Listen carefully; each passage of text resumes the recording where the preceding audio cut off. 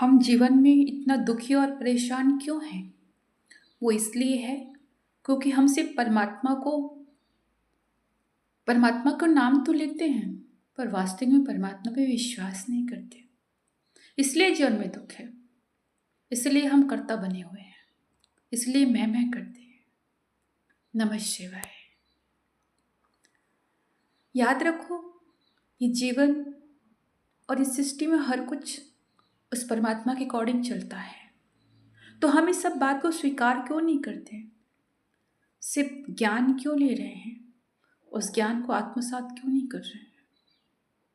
क्या परमार्थ इतनी सस्ती चीज है जिससे आप उसका मोल लगा सकते हो? क्या आप उसे खरीद सकते हो? क्या आपकी पहुंच में है? अगर आप दुनिया के सबसे रईस इंसान भी हो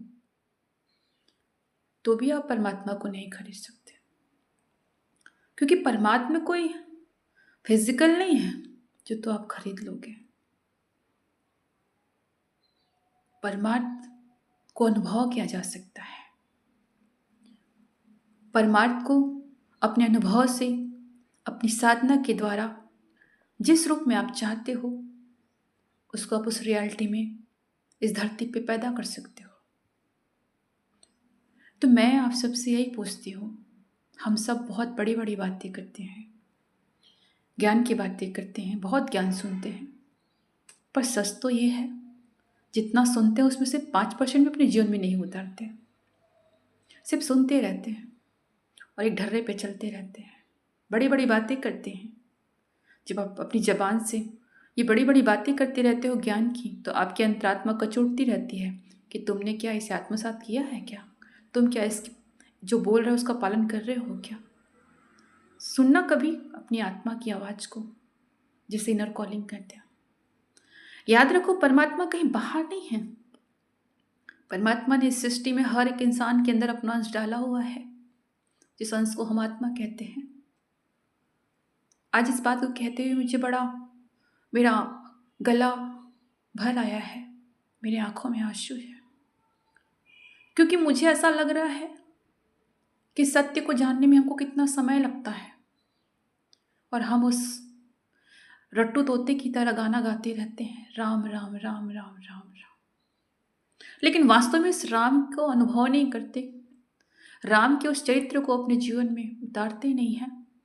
सिर्फ बाहर राम को ढूंढते हैं, मंदिरों में बाहर ही शिव को ढूंढते हैं, बाहर ही कृष्ण को ढूंढते हैं, बस लड्डू खिलाते रह जाते हैं, बस जल चढ़ाते रह जाते हैं।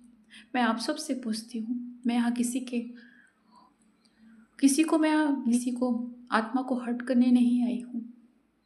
मैं सिर्फ इतना कहना चाहती हूँ, कभी आप अपनी आत्मा में जो परमात्मा है, जो कृष्ण है, जो राम है, जो शिव है, क्या आपने उसको कभी भोग लगाया? क्या आपने कभी उसे जल चढ़ाया? क्या आपने उसे बहुत प्रेम से कभी बात किया? बताइए, ये हम सब की कहानी है। तो क्यों आप वो चीज कर रहे हो जो सिर्फ आपको क्षणिक सुख दे रहा है, पल दो पल के लिए? आप उस परमानंद से, परमानेंट उस आत्म तत्व से क्यों नहीं जुड़ते जो आपके अंदर वो स्वयं परमात्मा का अंश है? क्या आप पूरा जीवन ऐसे ही निकाल दोगे बाहर घूम घूम के? कब अपने अंदर घूमोगे? कब अपने अंदर के एक एक शिवालय को देखोगे? कब अपने अंदर की उस 52 शक्तिपीठ, 12 ज्योतिर्लिंग, वृंदावन, मथुरा, जितने भी तीर्थ स्थल हैं, गुरुद्वारा, गिरजाघर, जो कुछ भी आप, सब आपके अंदर है। उसे कब ढूंढोगे आप? उसे कब देखोगे आप? कब जागोगे आप? आप तो देखो, प्रकृति स्वयं सब कुछ लेके जा रही है। तो किस सतयुग की बात करते हो आप? किस सनातन धर्म की बात करते हो आप? बताइए। आज मैं आप सबसे पूछना चाहती हूँ, कौन सा ऐसा धर्म और कौन सा ऐसा ज्ञान जो सुनने से आपके अंदर बदलाव आएगा? याद रखो, जब तक खाना मुंह के अंदर डालोगे नहीं, पेट के अंदर जाएगा नहीं। इसीलिए जब तक साधना करोगे नहीं, अपने अंदर जाओगे नहीं, तो अपने आत्मा से कैसे मिलोगे? और जब तक आत्मा से नहीं मिलोगे, तब तक आपको बाहर घूमना ही पड़ेगा। उस बाहर की ओर जाओगे, और जिस दिन आपके आत्मा में उस शिव को जान लोगे, उस कृष्णा को जान लोगे, उस राम को खोज लोगे, तो बाहर की खोज खत्म हो जाएगी।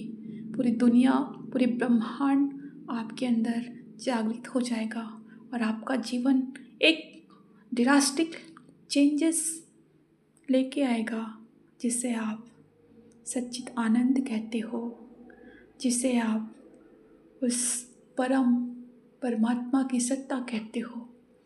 फिर जो आप चाहते हो वो कर सकते हो। तो क्यों बाहर घूमते हो? क्यों लोगों के पास हाथ फैलाते हो? भिखारी तो हम सब हैं, दाता तो सिर्फ एक ही है, वो परम तत्व।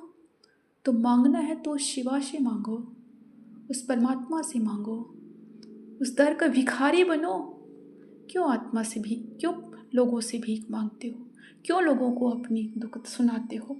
दुख सुनाना ही है तो परमात्मा को सुनाओ, जो तुम्हारा दुख हल्का कर सकता है। उन लोगों को क्या दुख सुनाते हो जो तुमको और दुखी करते?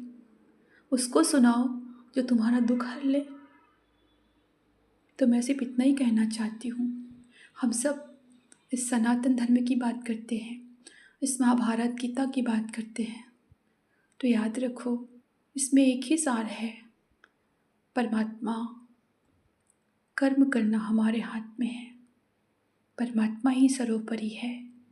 जब आप परमात्मा को ही कर्ता मान लेते हो, उस कर्ता को वास्तविक में स्वीकार कर लेते हो और अपने जीवन में अंगीकरण कर लेते हो, तब आपके जीवन में चेंजेस आता है, बदलाव आता है।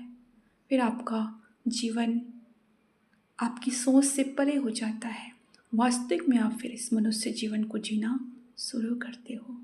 नमः शिवाय।